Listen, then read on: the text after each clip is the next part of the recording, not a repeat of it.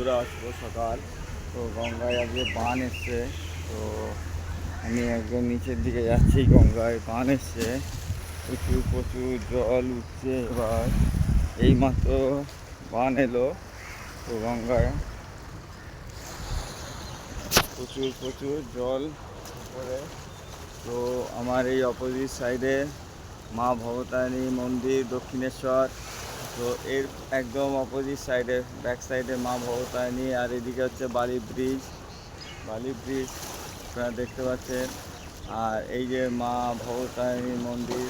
তো এখন প্রচুর ঘাটে দেখছেন জলের প্রচুর জোরে আসছে, বান এসছে।